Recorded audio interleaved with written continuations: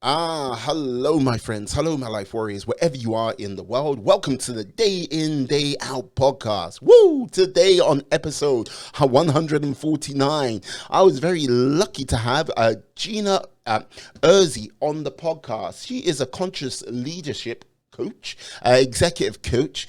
We spoke about a number of things on the podcast today. How she discovered her passion for coaching, basically what her 15 commitments were, and yeah, we talked about basically the drama triangle people find themselves in on a sort of daily basis. It was a very interesting conversation, and yeah, I think a lot of people would really get a lot from this and hopefully have the potential to grow into better, more rounded people. But anyway, let me just say thank you for listening to the podcast. And yeah, please enjoy the show. Don't forget to subscribe. And yeah, have a great day.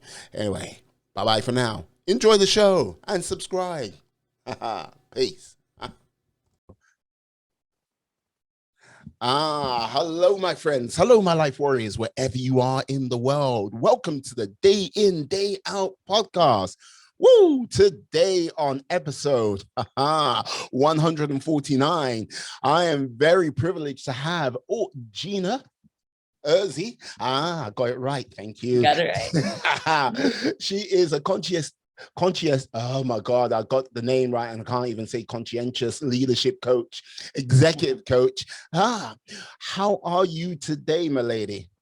I'm doing really well today. Thanks. Mm, I've got, Yeah. yeah, I thank you for coming on today. It is a pleasure to have you here. Yes, I've got to ask, what is a conscientious leadership coach? It took me 3 times to say it. That's how much I don't know about it. Right. Yeah, no worries. So, a conscious leadership coach is I go in and I work with teams, corporations, and individuals, and I basically help them wake up to patterns in their lives that's that what they're creating. So an example would be, you're complaining about something and it keeps repeating, keeps repeating, keeps repeating. I help people see like, oh, how are you actually creating what you're creating? Mm. Like, how are you actually showing up in the world to create what's happening? Okay, right. So, like, this is the thing, helping people identify patterns. Like, that is one of the hardest things, especially if someone is, how can I say, on not on a positive pattern, to Mm. really see that. Don't know if, like, if you could tell me of like how people can like recognize some of these patterns. Yeah. Yeah, that's a good money question right there. Hey. As far as like recognizing it is the key, right? In any given situation. And so I'm trained through an organization called the Conscious Leadership Group, and they have a model. I'm a 15 commitments conscious leadership coach. And so this model of the 15 commitments helps us recognize all the different areas in our life and where we're out of integrity. But the first place it starts is to become aware. Mm. If you imagine just a simple line, and if you are above the line in any situation, you name it, it's too hot right now, or your kids are driving you crazy, or the product's not getting out at work. If you're above the line, you're open, you're curious, you're kind of trusting that, okay, it's going to work out. Something's going to work out. If you're below the line, you're defensive, you're in fear, kind of threat. You're pretty righteous that you know exactly what has to happen. Mm. And so becoming conscious, like the very, very first step is recognizing, where are you? And that's the question you ask yourself. And I teach people to do is, where are you right now in any moment? Are you above the line, open and curious? Or are you below the line, in fear and not trusting and pretty righteous? Yeah, no, this is the thing. When you say above the line and like basically having that sort of, how can I say, that sort of first stage of self-awareness, it's a tricky thing because like when like one of the things I think everyone kind of falls into, they think they actually know themselves. Ah, I know what I'll do in this scenario. I know what I'll do in that scenario. Look, put it this way, one of the things what sometimes plays in my mind when I watch Avengers Endgame, when Yeah, like yeah. everyone's coming through the portals and like going, yeah, like when I first watched that, yeah, I'll be the first one running out. But in my head, I'm like, yes, I'll be very heroic and I'll take this person down, that person down. Right. But truth be told, I'll be probably one of the first people to go. That's like, been taken out by a big lizard. I don't know. I don't want to face that lizard, right? Oh, So here's, yeah, so here it is. Here's the key and here's the secret. Every single one of us have that moment where we are afraid and we all get threatened and we all get scared. And it's that moment when you're not aware, you just automatically function in the world to keep yourself safe. You do whatever, you run from the lizard, right? Or you hang up the phone with someone, say you're in a conversation with someone that's starting to get intense and you can feel it. You can either people fight back or people just then they literally like will bite their tongue and hold it in because that's they're threatened, they're feeling scared. And we all show up differently in different situations. And again, back to the key is recognizing where you're at in that situation. I'm going to now tell you another secret. 90% of us, 90% of the time are below the line. We just are. Yeah, I think, yeah, I can picture that because I think everyone kind of looks at the person who's doing slightly worse than them and go, yeah, I'm doing better than you. So obviously I must be killing life in some way or form. But like having that sort of moment of clarity is like, yeah, I sometimes think it's a very painful pill for some people to swallow, if you get what I mean. Right. Yeah. No, totally. And so when you like in any situation, you recognize like, oh, okay, I'm afraid right now or whatever, whether you recognize it or not, what happens is when we're below the line, we actually play on this thing called the drama triangle. And Mr. Cartman, I'm blanking out on his first name right now, maybe Eric. He originated the drama triangle. And when you're on the drama triangle, you're playing one of two things. You're playing a victim, a villain, or a hero. And it's victim. I want to stop right there and say there is a difference between true victims in the world. Like we all know them. We're facing them in our world right now. Absolutely. I'm speaking of a victim consciousness, a victim mindset at the effect of something. So if you're on the drama triangle, if you're playing a victim, you're kind of like, what's an example? This isn't going to happen. So say in any situation, we'll talk. We'll go back to your example of the Avengers and a lizard coming, right? You're below the line. You're defensive. You're afraid. Oh my gosh! Like in your mind, you want to go and chase that lizard, but really, what happens is you're scared, kind of scared shitless. Like, oh my God, I can't face that lizard. So you're on the drama triangle. You're a victim. Like, holy shit, I can't do this. I can't fight that thing. Yeah. If you're a villain, like, what is he doing? Like, he's too big. He shouldn't, blaming other people. When you're a victim, you blame you're at the effect of yourself, someone else, a situation. If you're a villain, you're blaming someone else, you're blaming yourself, or you're blaming a situation. And the other role is a hero on the drama triangle. You play a hero and you come in, it's temporary relief. It's like putting a Band-Aid on something. And you hero yourself, you hero someone else, you hero a situation. Like you would hero yourself by, you just said it right now. You're looking at someone and you're like, oh, well, I'm better than them. They're having a bad day. I'm better than them. That's a hero move to make you feel better about yourself. Yeah. No, this is the thing. Like, excuse spaceless and all that, but I would say when you kind of look at a lot of today's society with regards to, how can I say, people's sort of mental attitudes, like there is a lot of people which I would say do fall into the victim and villain roles. And like this is the thing, sometimes people, they don't want to fall into that villain role. It's like just put upon them because they've said something wrong or they've done something wrong in society, and then it's like, yeah, you're the villain of the piece until we move our shift or our attention to someone else. The hero role, Mm-hmm. I don't like, I'm not, maybe it's the circles I roll in, but like I don't often see too many people put in that role or play that role a lot, not unless if it's some sort of major celebrity like The Rock or Kevin Hart, or like, you know what I mean, someone which is like motivational following type thing. I don't know about yourself, but you like work in this environment more professionally, so you see it a lot more than I.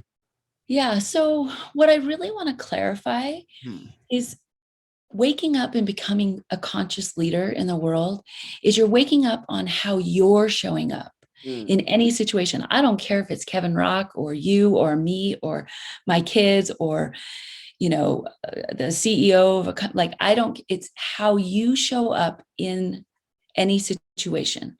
So I'll get to the hero in a second. I want to circle back to the victim. So you said that what happens is something happens and someone becomes like, gets blamed for it. They're a victim of a situation. Yeah.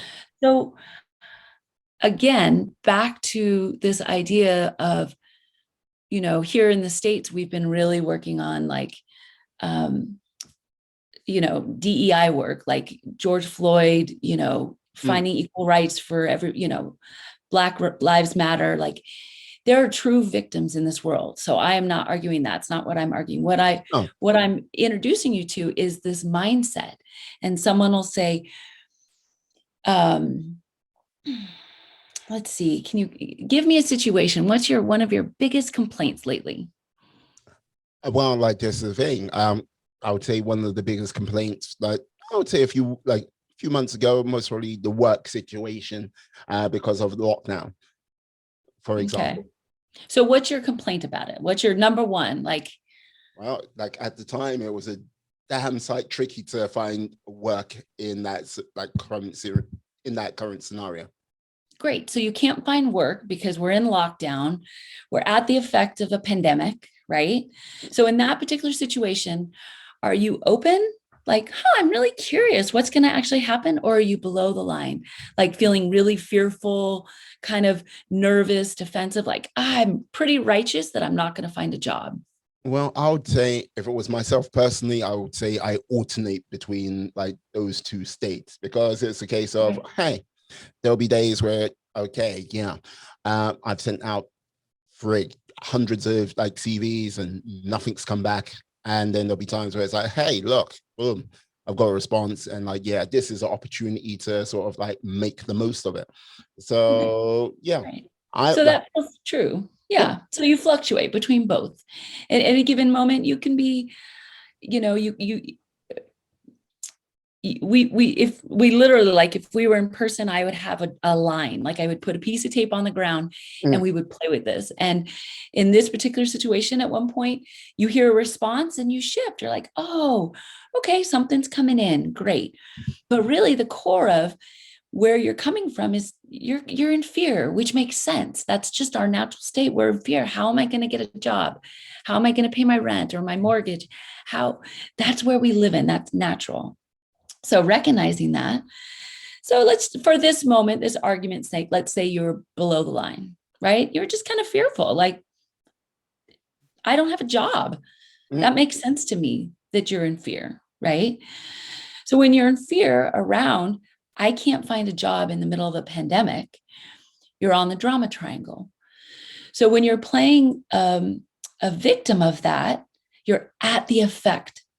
When you're at the effect of, you're at the effect of the pandemic, you're at the effect of that this is really hard. I have to search every day, all day long, to try to find something. At the effect of. That's a victim mindset. Oh, I'm at the effect of this. A villain on the drama triangle around the situation would be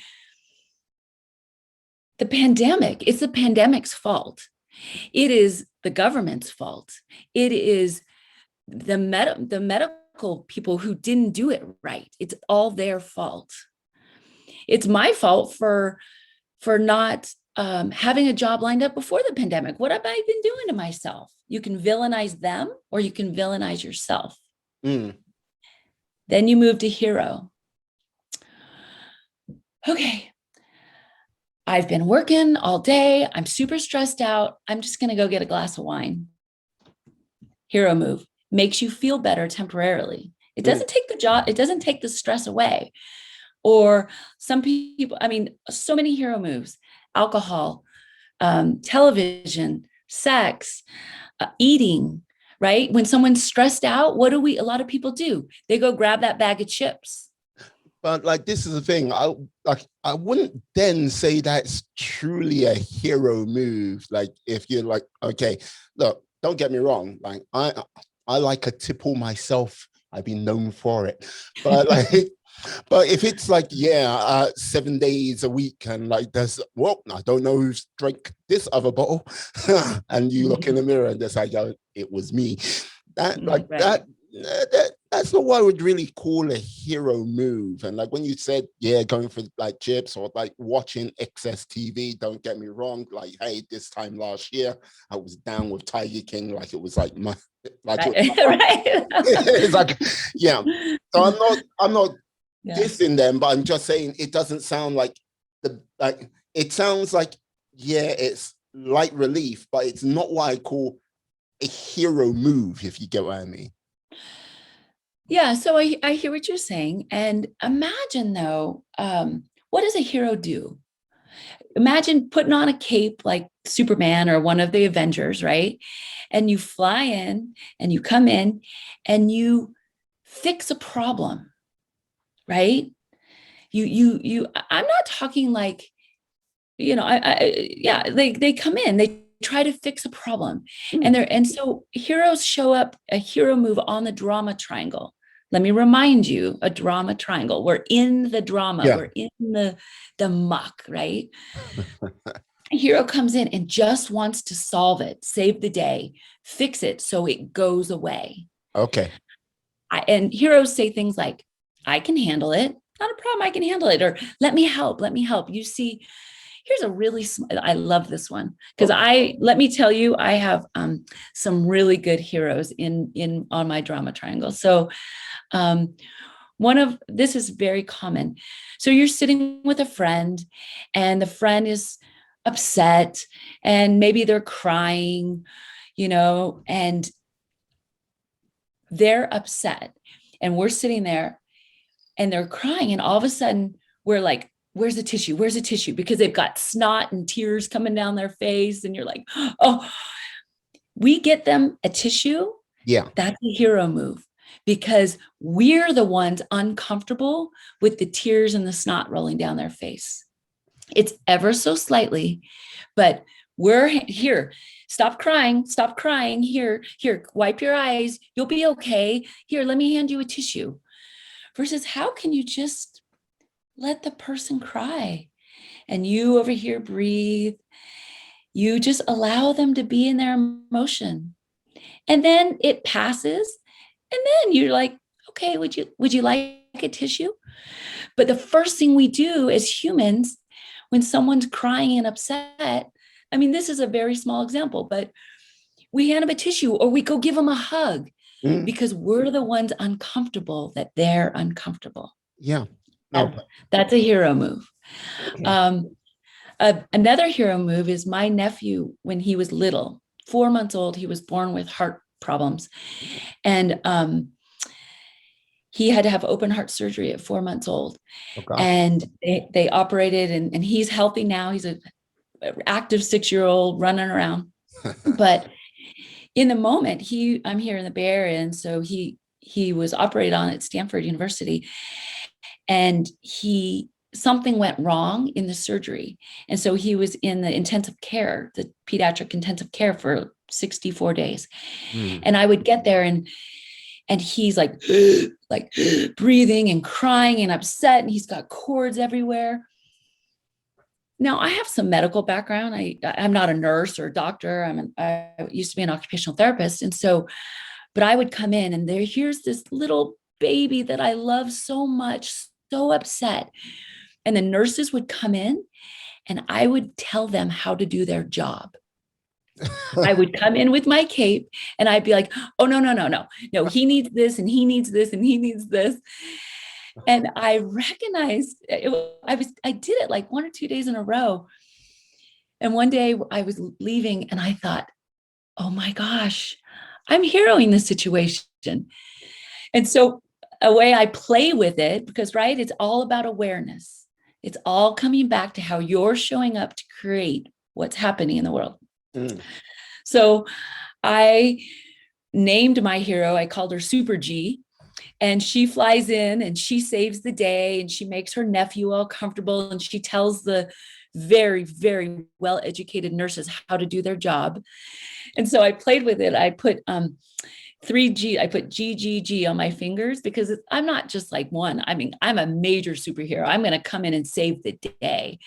And so when I went into the hospital the next day, I was like, okay, just recognizing, playing with it. Every time I felt like I wanted to tell the nurse what to do, I looked at my fingers and was like, oh, can I just put my cape down and trust that they're doing a great job and that he is just fine? Yeah, I can imagine the nurses cut you a couple of times when you were there. Can you imagine? They're like, wait a second. It's like, yeah, just like eating it. Like, no capes. Get out. Yeah. Yeah. Very interesting. Now, I have to ask this.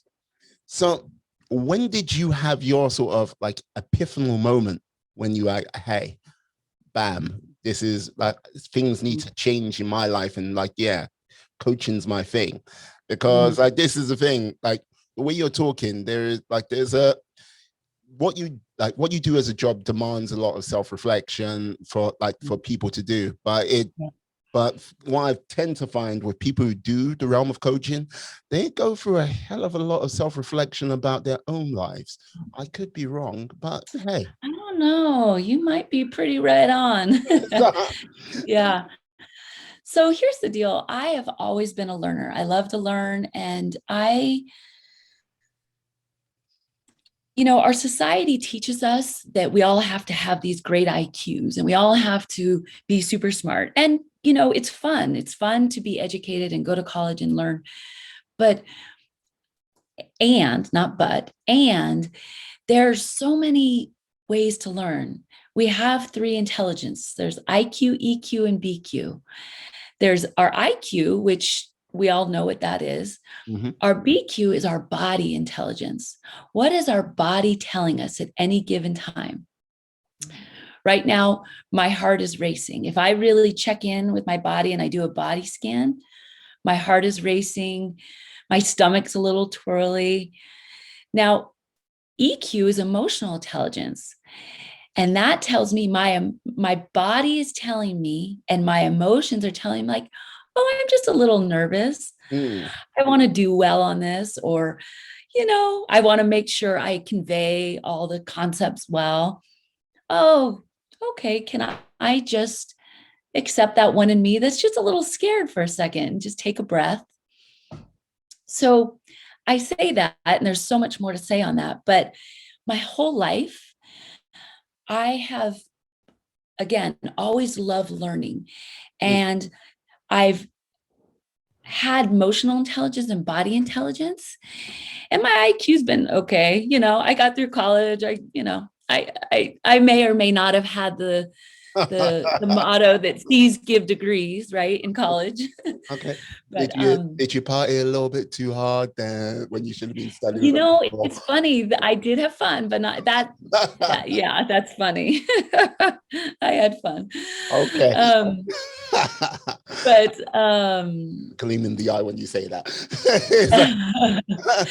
well, I think it's a little bit of a rite of passage, right? When we're young and, who wants to study, right?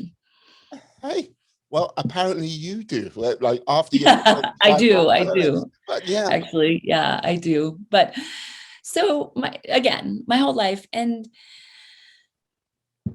so I was in a relationship that was really, really challenging Mm, for many, many years. And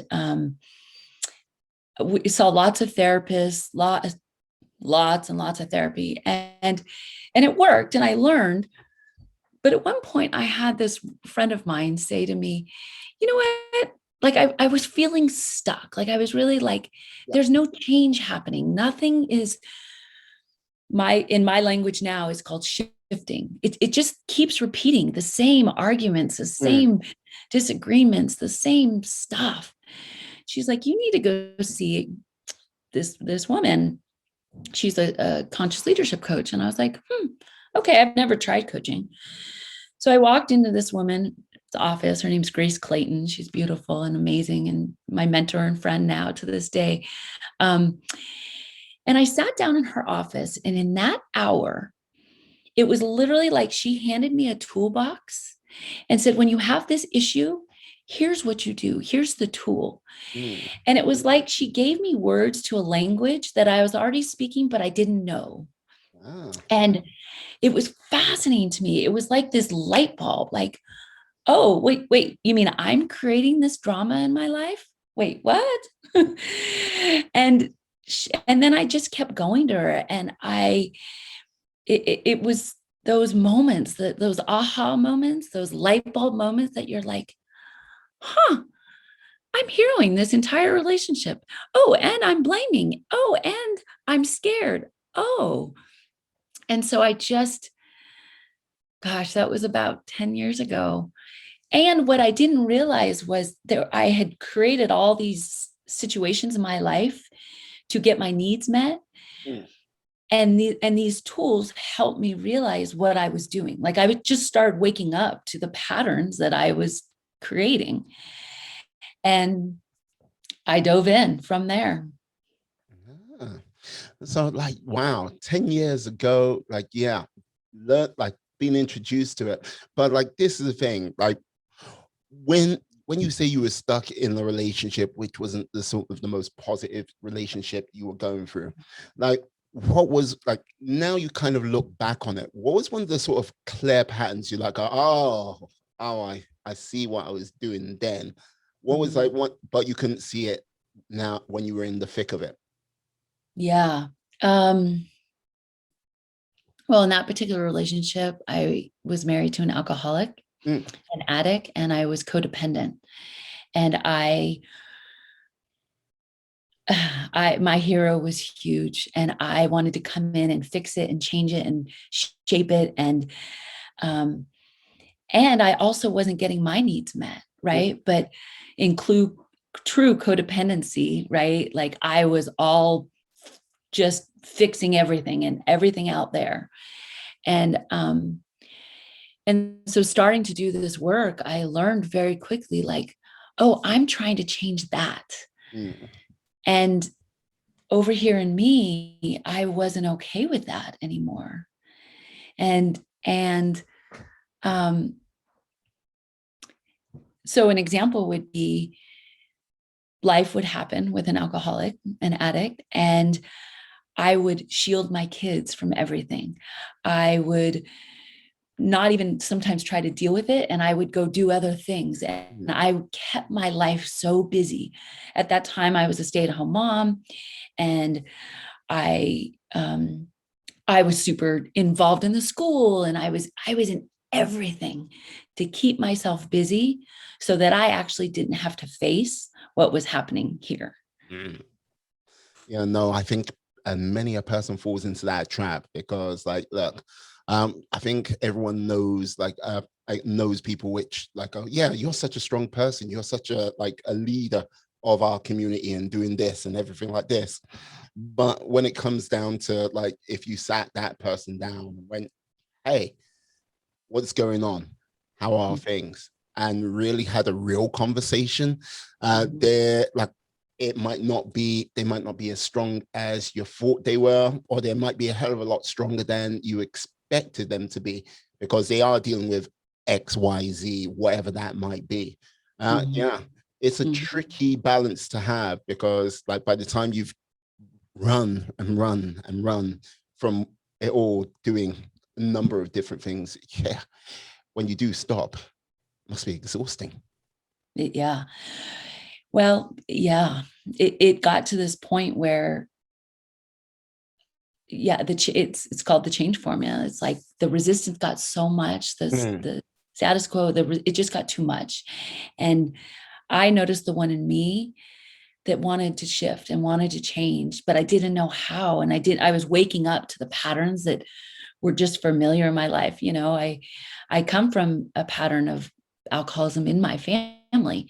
So it like, was just normal to me. It was just uh-huh. like, oh, this is normal. And I kept myself so busy for many reasons. One, to avoid what I wasn't seeing. Number two, because when I helped and I helped and I helped, I actually um, felt better about myself, right? And because I wasn't feeling good in where I was. And so it was a hero move for myself. Like, oh, I'm going to go volunteer for this Mhm. and I'm going to feel good about myself. Instead of just sitting in presence, like at that point, I didn't meditate. Like I was running and I was good at it. But Mm. there's a difference between giving and giving and giving and giving to avoid versus being present and being mindful of like, oh yeah, I really want to give now, Mm. you know? Yeah, I hear you. I hear you. No, because I think something what people often like fall in the trap, because like in the way I see sometimes in life, it's a case of there's like three states, like yeah, past, present, future. And like if you dwell in the past, like you let yourself, like whether it be sorrow, whether it be joy, whether it be grief, whether it be like victorious triumph, and you dwell in that past, you miss out on what's going on in the present. And basically, what happens in the present is setting up your future, one way or the other, be it negative or be it positive. And if you are not at present, then your future is going to be very unclear and like very hard. Like that's the way I see it. I know like you most probably see it in a slightly different way, but like, yeah, I'd love to get your sort of insight. Yeah. So, I've been trained and worked with and have studied many, many brilliant, brilliant people. And the Conscious Leadership Group, run by Diana Chapman, founded by Diana Chapman and Jim Dethmer, Mm, they um, they they bring this work, and what they teach is all you have is this now moment. yeah, That's all you have. When we're in fear, we're either in the past or we're in the future. And part of we call it CLG. Part of their work is based off Byron Katie's work. Do you know who Byron Katie is? I do not actually. Okay, she's, again, these are all just masters at doing their work. Byron Katie is a woman who, you bring in this, you have a story. So a thought comes in your head, like when you're watching a sports or you're just watching the news and the ticker tapes at the bottom of the screen. Yeah. So that's what happens all day throughout our day. We have a thought that comes in our mind and it runs like a ticker tape. And that thought we attach to, and it becomes a story. And either we attach to it and it becomes, we get below the line, we get in the triangle, we do all those things, Mm, or we have the thought and then we can let it go. And that's being in the present moment. So the Conscious Leadership Group, they really work on, with the help of like Byron Katie, just all these different tools of how in this now moment can we be present? How can we recognize and be aware of, we're attached to the past, we have a whole bunch of stories, things are getting really, really serious. because A, B, and C happened in the past. Or if we're in the future, we're future tripping and we're like, well, what happens if this? And what, I'm a mom, I have teenage kids, and, teenagers are so brilliant at they're like mirrors, they're little walking mirrors, right? They just help us, all kids are, but they help us to look at our stuff.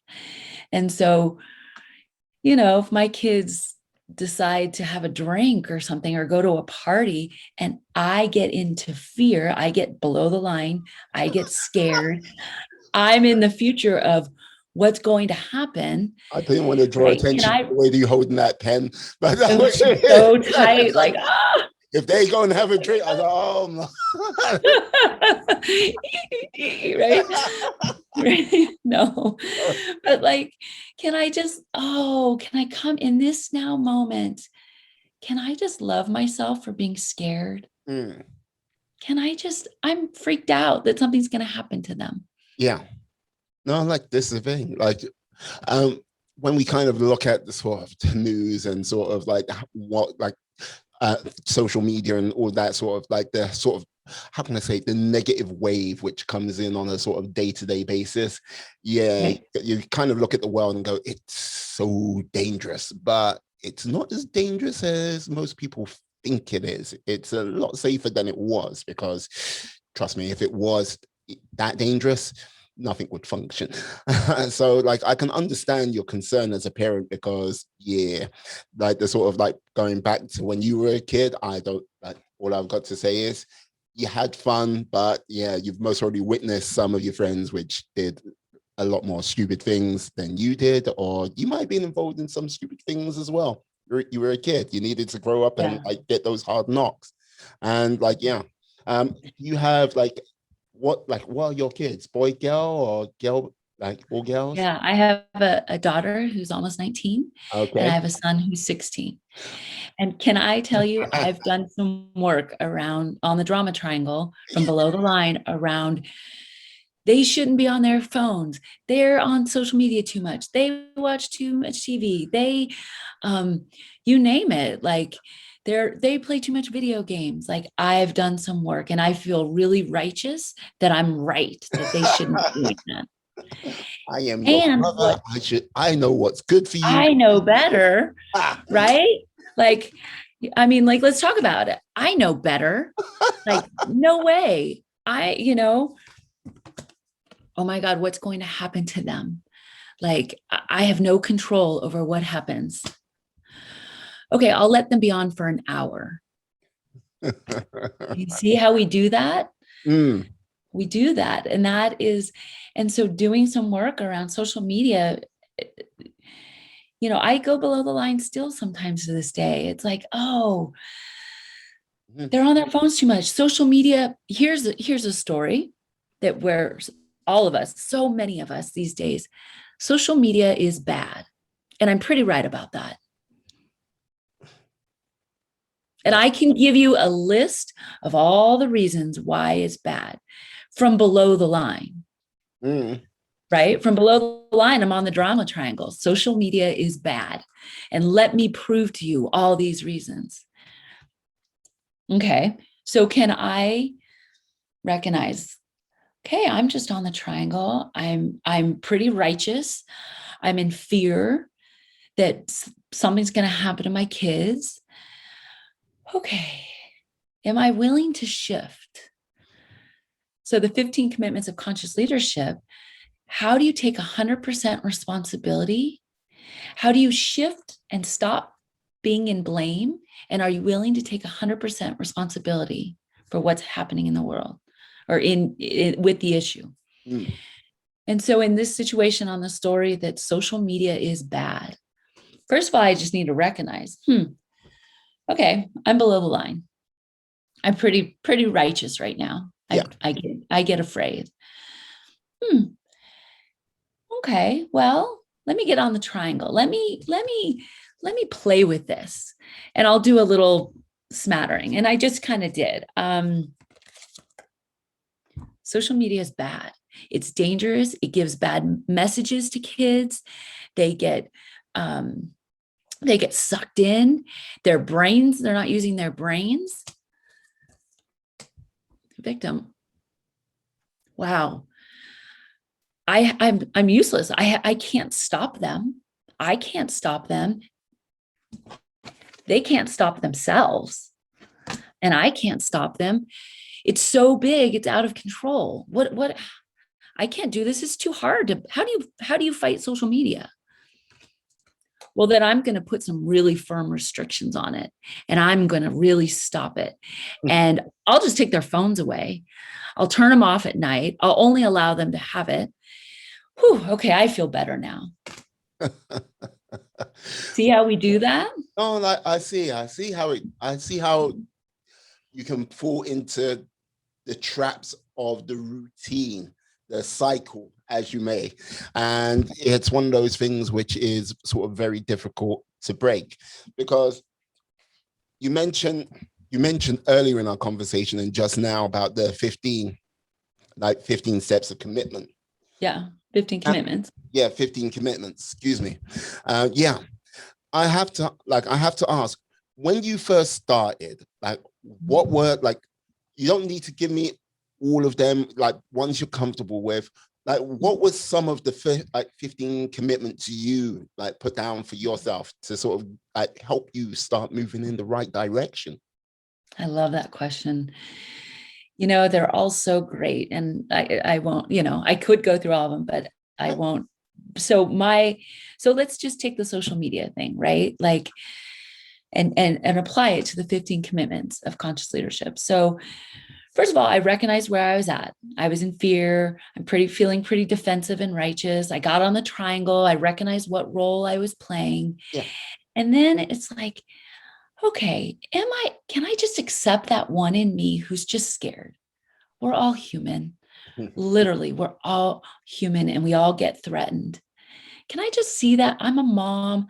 I don't want my kids to. There has been some really scary things that happen on social media. Kids don't get their grades. They don't focus, like, we can go down that rabbit hole. But can I just accept that I'm just scared? Okay. And I can. Like, I'm a mom. I love them. I care for them. Am I willing to shift from below the line being pretty righteous, like this is serious, versus am I willing to be like, okay, can I shift this? What can I create? And so the first commitment, number one, is how can you take responsibility? How can you stop being in blame? And how can you just show up and take responsibility? And so what that looks like, 100% responsibility. So imagine we're taught in our society, we're taught that if we have a pie, you have a corner of the pie, I have a corner of the pie, our parents have a corner of the pie, and that makes one pie. But actually, I'm here to teach something different. You have a pie, I have a pie, our parents have a pie, like we all have our own. And how we show up in the world, how do we take responsibility for how we show up? And so in this situation, what I would say is the first step is taking responsibility and owning, like, hey guys, this is an issue and I'm believing that I'm pretty right. And I just want to say and take responsibility that I'm scared. I'm just scared. And I'll take responsibility that I didn't grow up with this and I don't know how to deal with it. I don't have the answers. So I feel like there's some pretty righteous things I can do. But if I'm being honest, I'm operating from fear and I'm just scared. So that's commitment number two, being more interested in learning versus being right. So can I take 100% responsibility and say, I'm holding this social media thing pretty righteously. And I'm actually willing to shift and work with you guys versus like, nope, this is how we're going to do it. Right? I mean, how many times have you pushed against someone and said, this is the way it's going to be? What happens to that person? They pretty much go running away. Yeah, but there is an old fable Basically, the old fable goes like, yes, the sun and the north wind decided to have a bet because they saw this man, this merchant walking along the road. They went, which one of us can make that man basically take off his clothes or lose his clothes? So the north wind goes first and blows and blows harder and harder. The guy, the merchant, grabs his coat even tighter, actually went, okay, yeah, put on more layers because he was getting cold. After a period of time, the north wind stopped because it was like, no, I can't do it. It's yeah, useless. Then it was the sun's turn, and the sun just started doing his thing. It started to increase its temperature little bit by little bit, getting a little bit stronger. As time went on, the merchant took off his coat and basically stripped, he eventually got so hot he stripped down and went and had a swim in a river nearby. One of the things, it just shows when you use sort of brute force on anything, the if you want someone to capitulate, quite often they fight harder. But if you are patient and you use not so much pressure, but use a little bit of wisdom behind it, yeah, they will they can come around to the way you want them to come around eventually. And I don't say that in manipulative terms. It's just yeah. Well, I play with this all the time, right? And I love that story because here's an example. My son and I were in some drama. So something that I haven't mentioned, and it's really important in what I do, is there's a difference. I coach from context versus content. Content is the stuff, the social media, the drama. Context is from what place are you showing up with the drama, right? So context, that's all I care about. There are experts about everything else, but I coach on context. How are you showing up? So kind of with the same of your story is my son and I were in some disagreement. The content, I don't actually remember what it was about, but what was happening was he was sitting down at the table and I was standing up and I was right. And I recognized what his body posture, his body intelligence was this. He was downward. He was not looking at me. He wasn't engaged. And my awareness, being aware of the context, how I was showing up, because I was coming at him, stopped and I saw what was happening. I took a deep breath. I sat down in the chair right next to him and his head came up. He was down like this. His head came up and I just looked at him and I just took a deep breath and I just kept breathing. And I recognized the one in me who was afraid and in fear and trying to control and trying to force him to see my way. And I stopped and I just looked at him. I was like, I'm just scared, Cade. His name's Cade. And he all of a sudden looked at me and I just said, I don't know how to do this. And I'm being pretty righteous. And I realized that this isn't working. And I'm open to learning. What can you and I create?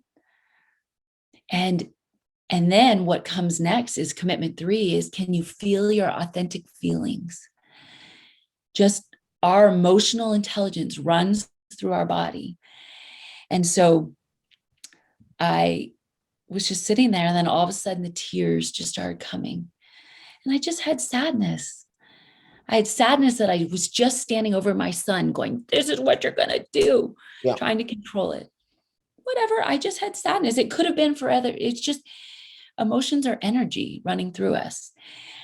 And then the next thing you know, he had some emotions run through him. And we just sat with the emotions and allowing them to feel it opened us up even more. And, and so way back I don't know, a couple minutes ago, you asked me what are the commitments that I really have changed my life. They all have, but those first, like the first 3 or 4, 5, are like, how can I take 100% responsibility? Mm-hmm. How can I be open to learning versus being right?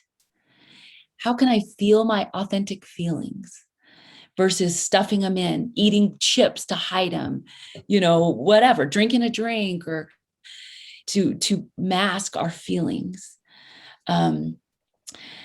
How can the next commitment is like, how can I speak my withholds? So you're in an argument with someone, and a withhold is you're having a thought and you want to say it, but you withhold it because you're afraid or whatever. Mm. And what that does is actually takes you out of connection with someone and you're not listening. So how can I consciously listen to what they're saying, to what I'm feeling, and can I share and be vulnerable and reveal? Right? Commitment number 5 would be, how do I end gossip? This is a big one in our culture, right? We're all about the gossip.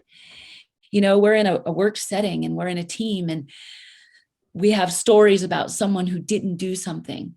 We don't go to them and reveal ourselves and be vulnerable and say, hey, I have this thought. I had it a few times. I want to share this with you because I noticed that I'm not in connection with you. Yeah. Instead, we go to the partner or the person, or we call them or we text them and say, you're sitting at a table. I mean, before the pandemic, maybe starting now, we're all sitting around a table. How many times do you text the person at the table that says, can you believe she just said that? Hey, look, Right? but Gossip. this is the whole thing. It ties into your drama triangle.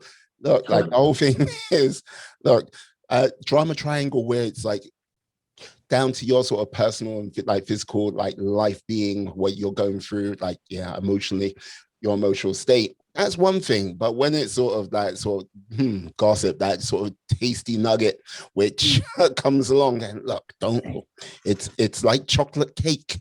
It is. I get caught in it. Yeah. Yeah. You don't want to eat it, but you do. Oh, it feels so good and tastes so good. Yeah. Before Yeah. you got a spoon or a fork or whatever utensil, just your hands, you're delving in big time. Oh, gossip is a very hard one, I would say. Pass that up. Well, yeah, and I agree. I have, it's one of the commitments that I work on because it's entertaining. Gossip is so fun. It's entertaining. It keeps us alive. It gets us going. But what what we don't realize by doing this is it actually has a huge impact. It actually brings us emotionally, energetically out of connection with people. And so, and we do drama, whether it's gossip or not. We do drama because there's an entertainment factor. We're used to it. We're, it's something that we're kind of almost trained to do. Here's the thing, whether it be drama, gossip, whatever it may be.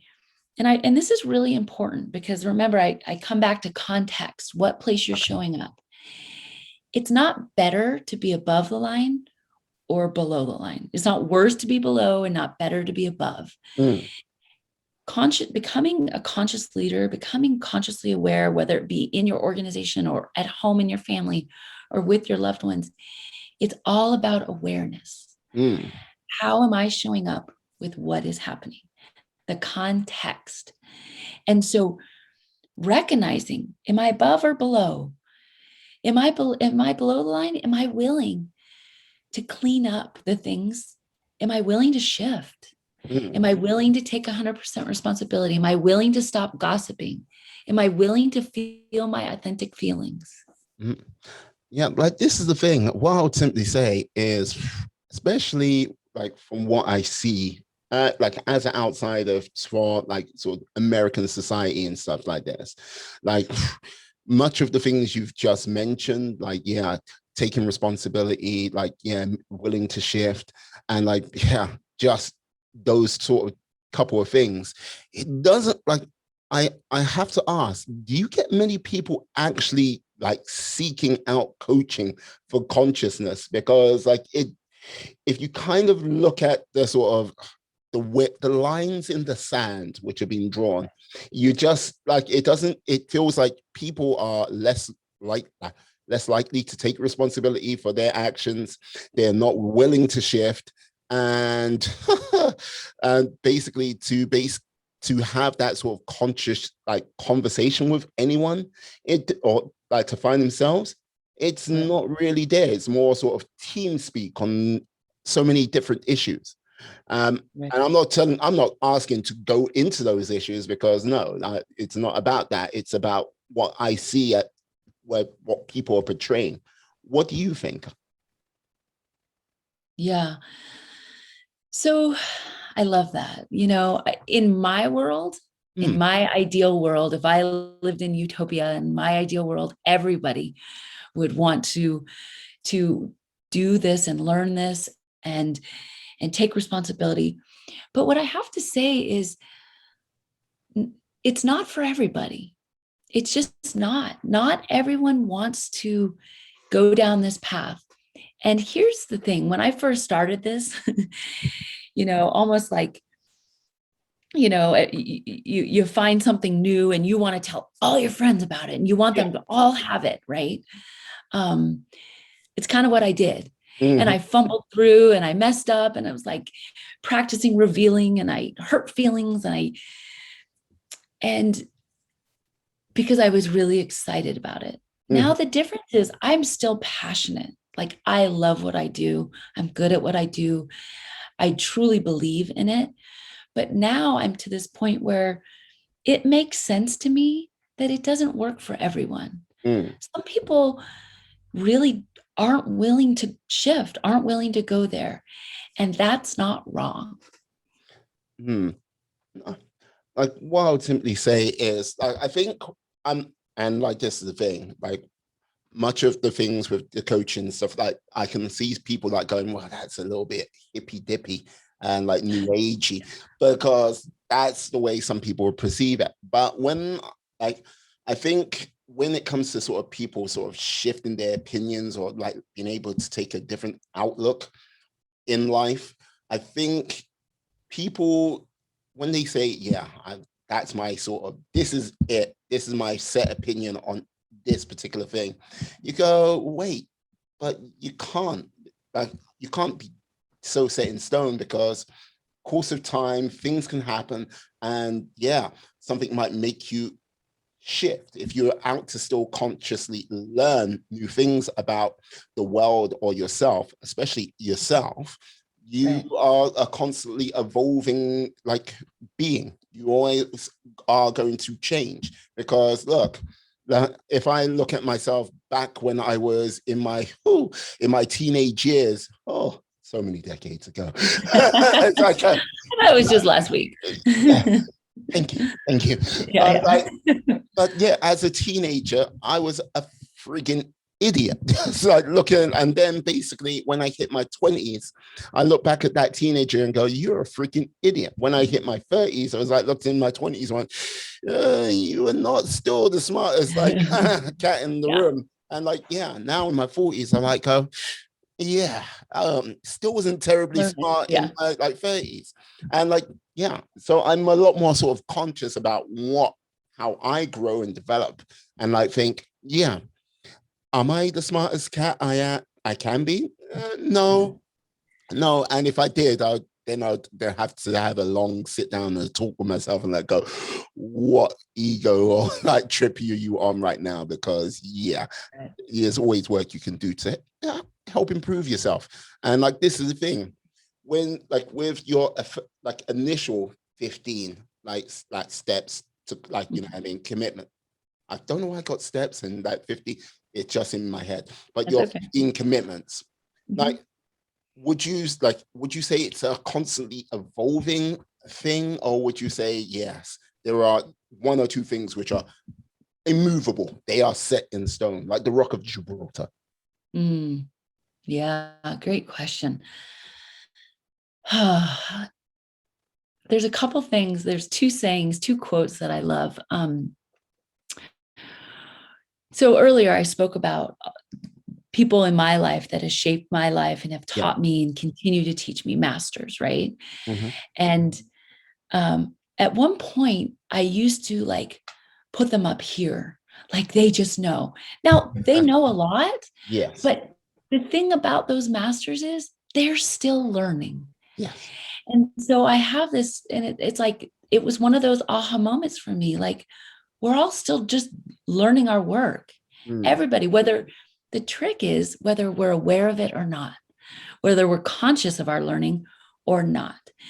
And so until I take this last breath on this earth, my last breath on this earth, you, me, you know, I don't care who it is, you're still learning. Mm. And so the 15 commitments, they're always evolving. Now, I have a commitment to bringing them into my life and to practicing them and learning them. One of the commitments is play. How can you bring play into your life? Like, how can you? It's commitment 9. It's like creating and inviting play when things are really tight and really serious. So an example I would do, I just did this with a team. I work in corporate also, and I'm working with this team, and it got really tight and really, and I said something that triggered one of them, and I stopped myself, and I was like, oh, I just went below the line myself. And Mm. so I just outed it. I was like, hold on, time out. I went below the line. I got triggered. And then I got up and I did like, like a robot. I was all zoop, zoop, zoop, zoop, Yeah. zoop, zoop, zoop. And I came back and I was like, let me re-say that. And I'm everyone, sorry. How was that robot again? yeah, zoop, zoop, zoop, zoop. Okay. Yeah. Right? Like, Yeah. it's like literally rewinding the tape. Like I caught myself what I said. I went below the line.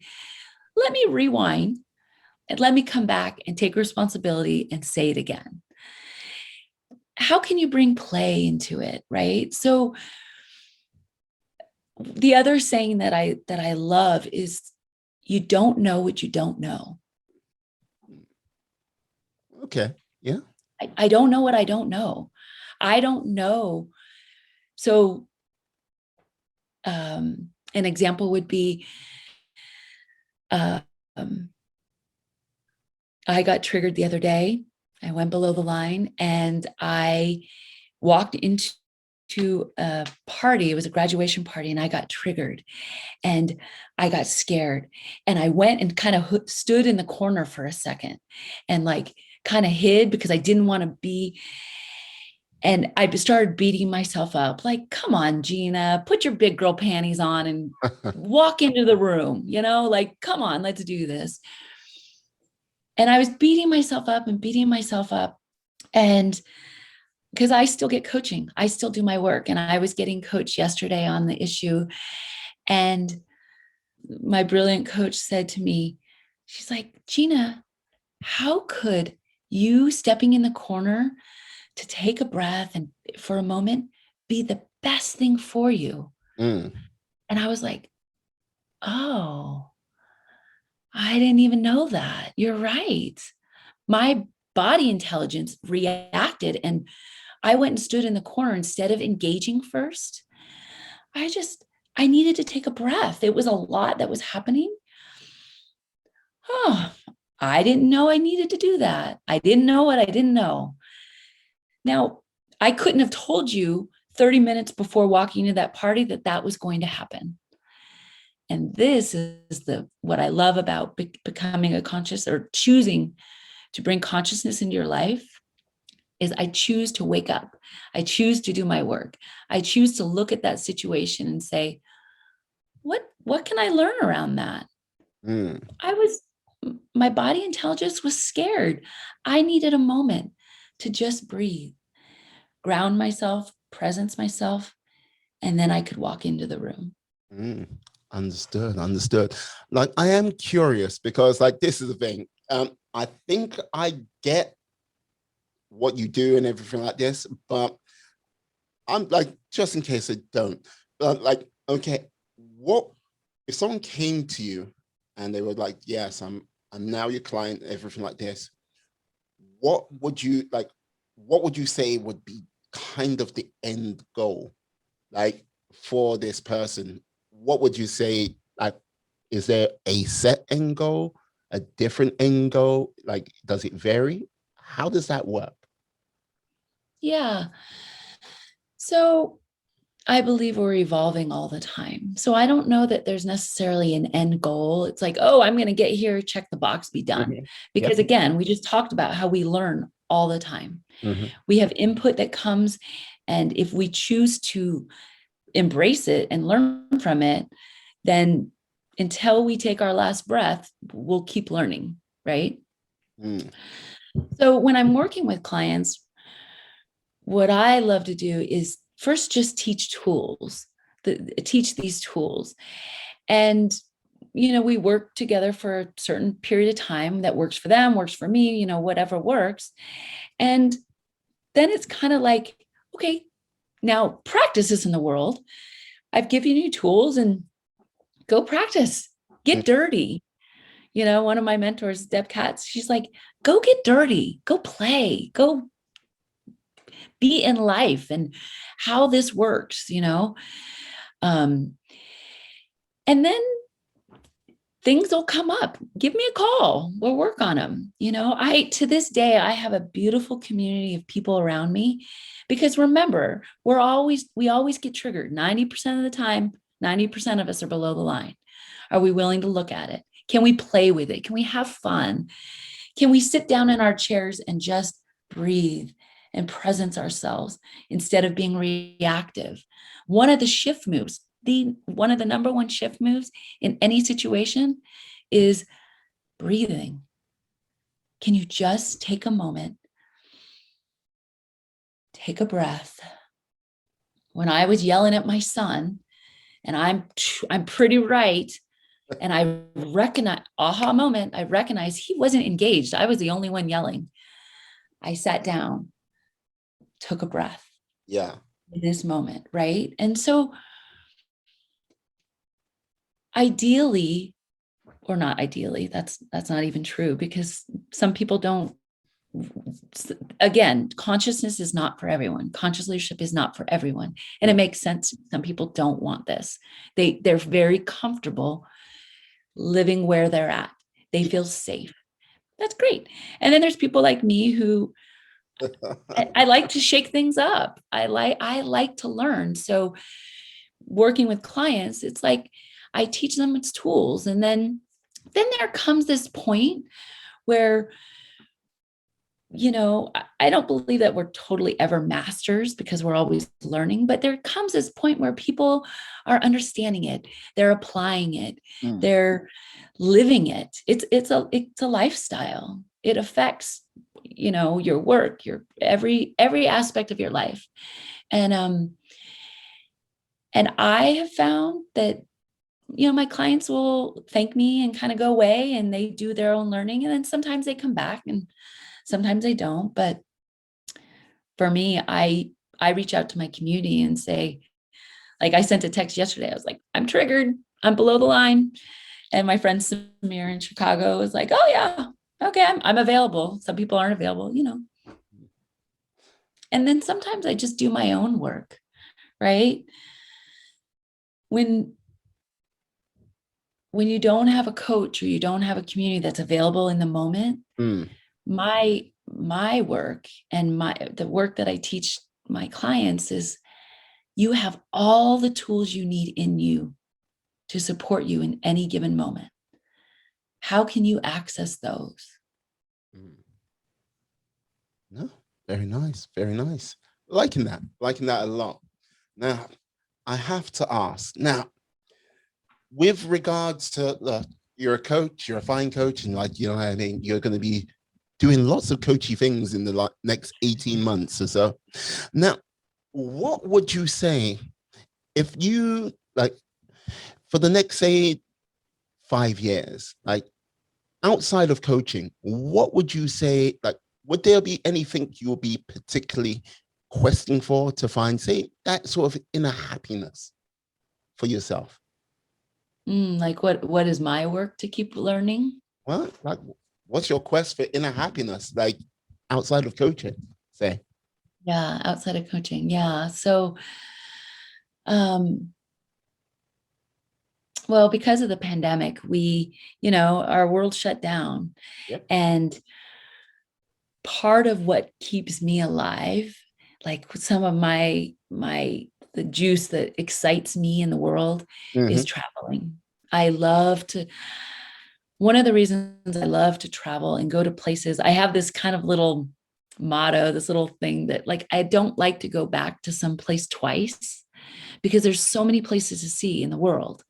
Why, and I have gone back. One place I will go another time, I've only gone once, but I will go back, is the Dolomites in Italy. Like I think in Italian it's the Dolomites. So I just love it. It's kind of northern Italy, almost in Switzerland. And anyways, so travel, and then travel paired with taking classes because I love to learn. So I would love to take some more meditation classes and really dive into that a little more, Locke Kelly and Sam Harris or Deepak Chopra, they're all people that I admire and would love to learn more about.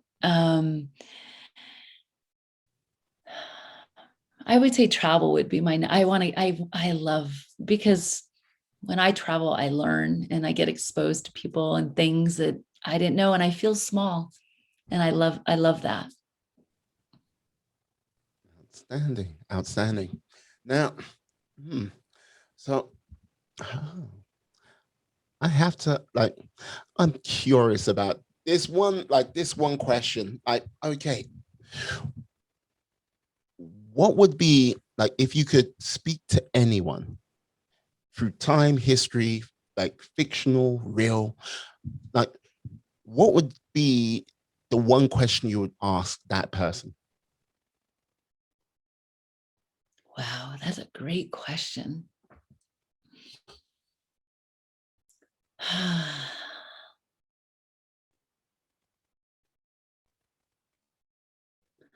I would ask anyone. So many people, right? I would love to, but if I had one question, Mm-hmm.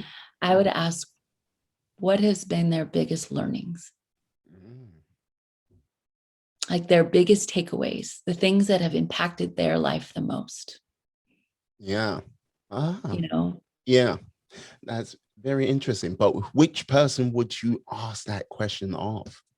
Oh, I knew you were going to go there next. Hey, you were trying to slip out of it. Look, I was like, I've let you slip a couple of times. And I'm like, okay, no.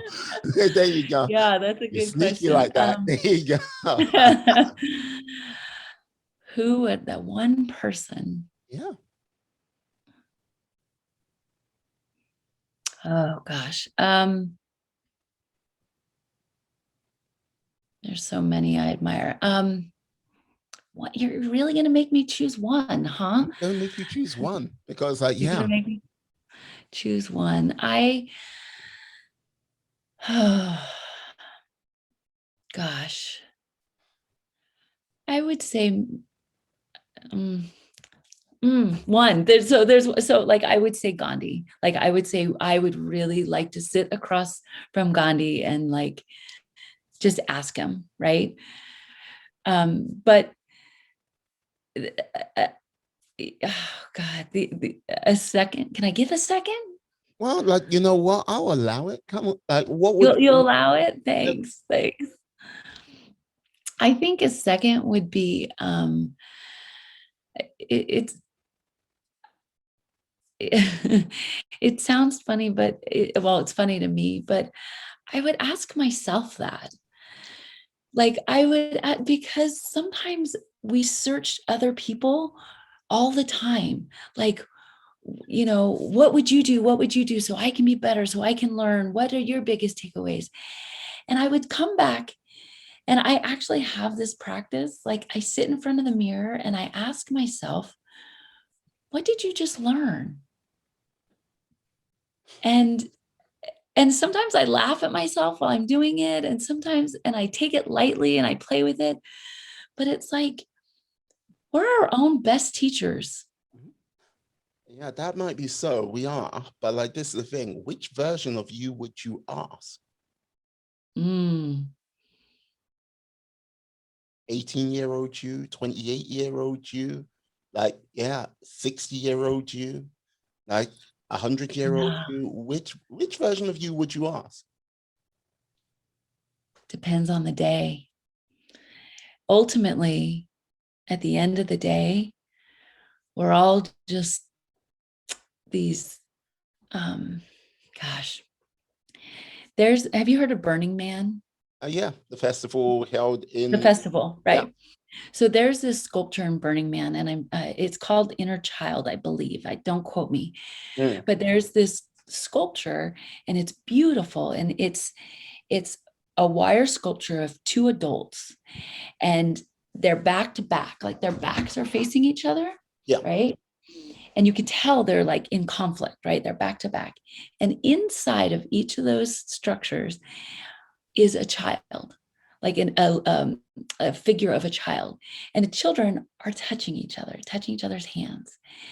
And so whether we're 60 or 40 or 16 and we're triggered and we're reactive, inside of us, we all just have that little child that wants to be loved. Mm, And so I think the answer would be the same to each age I have, or each age you have, right? Okay, I learned that when I was a teenager that I was pretty self-evolved or self-indulged, like it was all about me, and at the end of the day, I just wanted to be age loved. girl, self-indulged. I know. It's like, no, no, no. That never happened. Yeah, Never, no, ever, no, no, no, no. right? My 20-year-old self, I was so worried about showing up and being successful and being the best at, in work. And Mm, could I just love myself that I was already the best at that time? My 30-year-old self, I was worried about the kids and this and how can I just relax and trust that it's all going to work out? I'm in my 40s now, and it's like now I'm learning that, like, self-love, mm, and it's like, oh, can I just, maybe I would say, and I imagine I have people that I love, they're older and wiser than me, and they say, I wish I loved myself more, right? So maybe at my 40-year-old self, can I teach this 16-year-old to love herself more, the mm. 28-year-old who's trying to succeed, and the 30-year-old who's pushing it and doing family? And can you just love yourself right where you're at? You're perfect at any given moment. Be able to say you are enough for this world. You are. Mm, Yeah. love it, love it. So with all of this, like coaching, Mm. growing, pushing yourself forward, I have to, my my my last question for the night, and like I think this might be my most serious question. Now, if you could take any film like which has come out recently, and then basically the whole cast except one member of the cast is Muppets from the Muppet Show, one Yeah. human, which film would you choose? uh, so let me make sure I hear what you're asking. So Oh, you want me to pick a movie, I and pick you a want movie. me to take out all the characters and replace them with the Muppets, except for Yep, one character. yep. Um, well, one of my favorite movies is Love Actually. And so I would replace all of the people in Love Actually with Muppets. But who would be the human? One human. The Who would be the, human? yes, in that whole entire cast? Oh God, that one's a hard one. Mm. Um, who would be that one? Yes. They're oh my goodness, that's such a great question. How do you pick? They're all so good. I think in that movie, this is crazy, but at the very end of the movie, it wasn't even a casted character, but at the very end of the movie, they're showing people embracing at Heathrow Airport, right? They're right, and everyone's hugging, and there is this beautiful, beautiful Indian woman who's embracing a little girl, and the little girl has this smile on her face that to me resonates love and resonates like joy and abundance and openness. I would pick that little girl. Okay. So the rest of the entire cast, my best. Out of all the cast. Yeah. I mean, the cast is so fantastic. How do you choose one? Look, put it this way. Look, okay, if I was to do this for Love Actually, okay, now I would keep Colin Firth, okay, as the human. Yeah. And then Miss Piggy as the love interest. With that. Make Miss Piggy happy for once. Like, pass up Kermit and make Miss Piggy happy. Now, Miss Piggy would be definitely happy with Colin Firth. Definitely. Or I would simply say Firth might not be as happy, but oh my God. I don't know. She's pretty fantastic. She's a pretty powerful pig. Like, I'm not doubting her power. I'm just like saying, look, Kermit the Frog has come to blows over some over the course of time. I'm not too sure if if he said the wrong thing, a karate chop wouldn't be coming his way. But yeah, that's what I do. That is true. Yeah, that he might come in. That's funny. What can I say? Can you tell the lovely people how they can reach you, how they can find you on the World Wide Webs? Yes. Yeah. You can go to my website at Gina Urzi, GinaUrzi.com. You can find me on Instagram and LinkedIn the same way, GinaUrziCoaching.com. That is me. Perfect. Gina, I'd like to say thank you for coming on today. It has been a delight and a pleasure. I agree. It was so much fun. Thanks for having me. Happy to. And let me just say this to you, my friends, my life warriors. Thank you for staying on, listening. It is a pleasure. It's a delight. It is a joy. So please stay safe, stay well, be awesome, be excellent, be fantastic, be all the positive bees you can be in this world and then some. Have a great day, guys. Peace. And we are